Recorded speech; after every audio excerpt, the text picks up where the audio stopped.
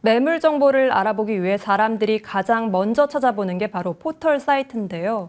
그런데 최근 네이버 부동산이 매물 리스트에서 생활형 숙박시설을 제외한 것으로 확인됐습니다. 소유자들의 불만이 거셉니다. 강은혜 기자가 단독 보도합니다.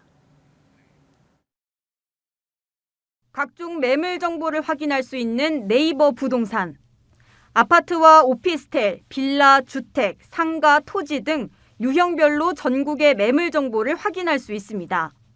그런데 지난 10일 아파트와 오피스텔 카테고리에 포함돼 있던 생활형 숙박시설이 목록에서 사라졌습니다. 관련 매물도 찾아볼 수 없습니다.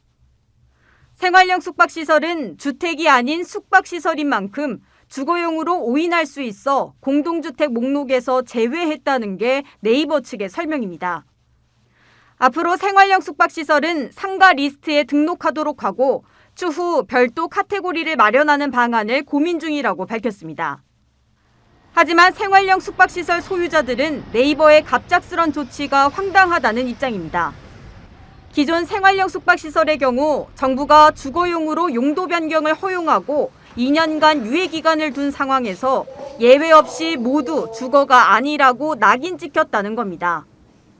매물을 찾는 방식이 복잡해지면서 향후 임차인을 받는 것에 어려움이 생길 수 있다는 우려도 나옵니다.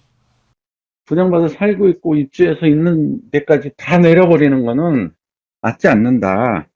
그러면 오피스텔도 주거형이 있고 실제 업무용 오피스텔이 있기 때문에 그거를 업무용 오피스텔을 똑같이 내려야지 왜 우리만 내리냐.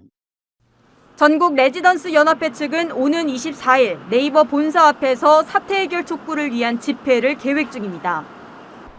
국토교통부는 네이버의 이번 결정에 대해 관련이 없다는 입장입니다. 하지만 정부 역시 생활형 숙박시설이 주택으로 불법 사용되거나 판매되는 것을 막기 위해 관련 제도 정비를 추진 중인 상황입니다. 정부의 부동산 규제 풍선 효과로 커져버린 생활형 숙박시설을 재정비하기 위한 뒤늦은 움직임에 후폭풍도 거세게 일고 있습니다. 머니투데이 방송 강은혜입니다.